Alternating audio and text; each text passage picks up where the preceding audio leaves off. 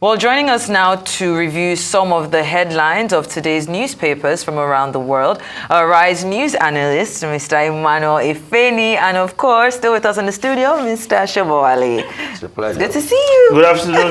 Good afternoon. Shaitan. Good afternoon, Cynthia. Yes, I'm happy to see Mr. Ifeni. Good afternoon, Dayo. Yeah, it's a pleasure. Yes, we'll start the review with This Day, Nigeria's newspaper of record. The lead story: Shell strikes landmark deal to sell all onshore Nigerian assets, or Nigerian oil assets, for $2.8 billion. Consortium of 4 local firms, 1 foreign company to take over operations.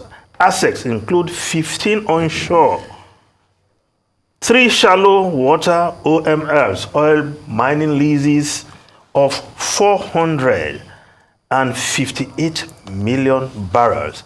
Shell to focus on deep water integrated gas operations.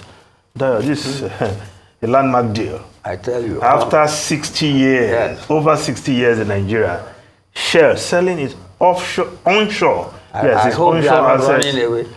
Well, but they are still very much involved in deep waters. Yes.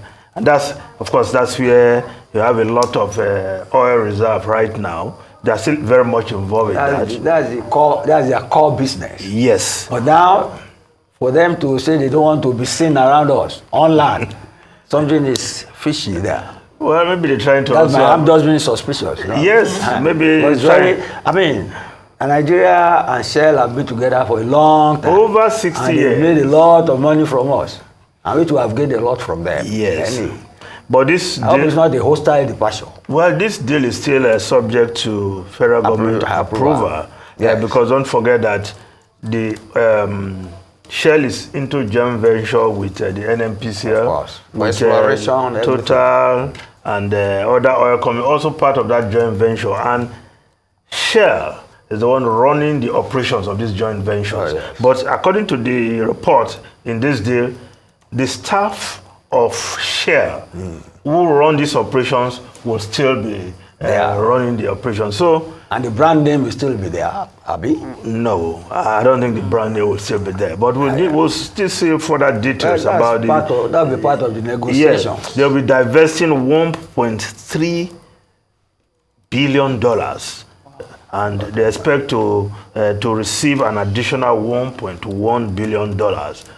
But again, like we said, it's still subject to the federal government approval. And of course, on the front page of this day, you see the faces behind this deal. The Renaissance Energy Group.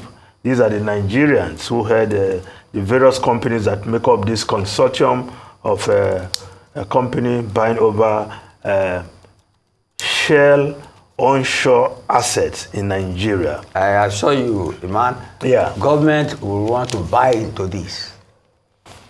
Okay. And say that it should be a public-private sector, something that they don't want to leave it in private hands.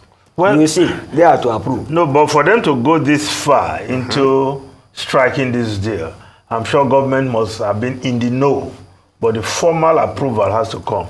Don't also forget that a number of these oil companies are also divesting their onshore assets. And Guardian newspaper is even reporting this story from a broader perspective. Federal government opts for conditional divestment as oil majors trade $4.5 billion assets. Let me tell you a story about Mobile.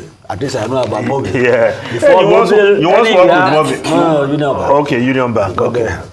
You see? Your good friend. When Mobile, yes. The president worked with Mobile.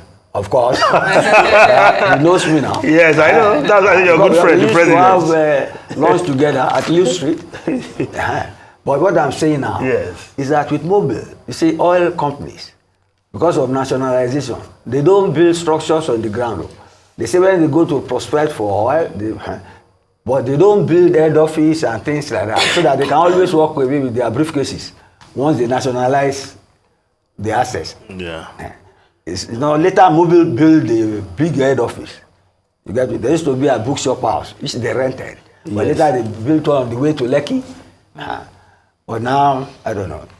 Well, let's look at how Guardian is reporting this. Federal government also conditioned divestment as oil majors trade $4.5 billion asset.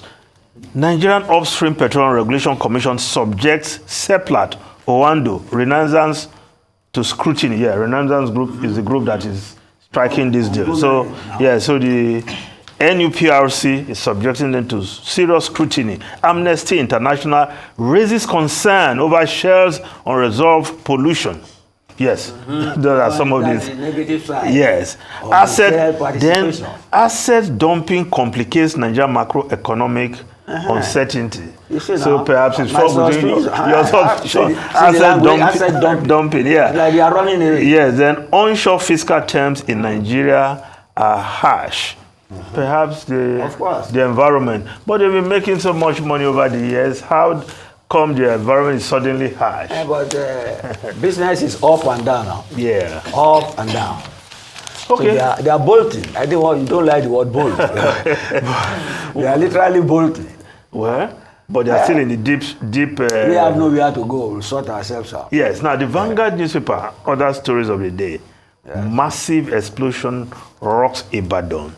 Casualty figures unknown. Well, the governor of the state, Sheyi Makinde, confirmed 2 dead and several injured. And of course, as our reporter has just been updating us all day, rescue. Thank God for that. Yes, rescue operation still on, but there's huge devastation. But mortality is not high. Yes, human lives. But huge devastation you can see. And according to reports, this explosion was caused by illegal miners storing explosives from a specific African country illegally in a residential area. So, serious. I think the attention of the Minister of Solid Minerals, of course, must have been alerted, because it means there's still a lot of work to do. Yes. If we can still have illegal miners from some African countries exploiting in Ibadan, of all places, and doing things illegally and causing this kind of damage. Looking for an Ibadan. Maybe Mabul. No, of course. Or what? What? No. And I think it's also... they do this in the north. No, they will have their sites. Don't forget that. It might just be for storage. There's also... This is storage anyway. You know there's gold deposits in a number of southwest states. So, gold, but this is where they keep their explosives, what they use for this mining. Yeah, but based on the reports of our correspondent, Olutayo, I think it's also an eye-opener that we also have a role to play when it comes to collaborative efforts in terms of safeguarding our own security. You can't see something going on and keep quiet. And then that's what the governor said. Like if you see something, say something. We don't know what they are keeping there. You know, well, from the tips of that we go from our clandestinely. Yeah. They may even build a church in front of the place. I think it's a place of worship. White church. Anyway, I think we should just be more vigilant, and authorities, security agencies, they should be able to fish out this kind of persons who are involved in this kind of clandestine activities. Look at what they have caused now. The destruction, because many people who had homes a couple of days ago are now homeless. Those who built those houses will be thinking of how they will continue their lives, you know. So, but we keep a tab on that. Our correspondent is still very much on ground there. We just hope more persons can be rescued from the rubble alive, so that at least we'll not be all gloom and doom from that explosion. Now, the Nation newspaper, President raises red alert over rising banditry kidnapping. Tinubu demands concrete action from service chiefs. IG, Wike swing into action. And of course, the same report, the Punch newspaper, abduction epidemic. Anti-kidnapping protest holds in Abuja today as 10 suspects arrested. It's good to hear that some persons have been arrested. Because very soon we will be our own policemen, or else we will all die. You see, we have to do some measure of this vigilante thing. Not as if you lynch people anyhow. No. But you arrest and hand over to the police. You won't wait until they come and kill you in your own house. You have to organize some form of security. Yeah. If government cannot do it, it should give allowance for people to be able to defend themselves. Well, You are on the highway to that. You are saying, you are one of the proponents of giving gun to individuals? Why not? Gun rights. I'm for it. If you don't have a gun, you won't come and be harassing me anyhow. Well, we see what's happening in America. Yep. Gun rights. I don't think that.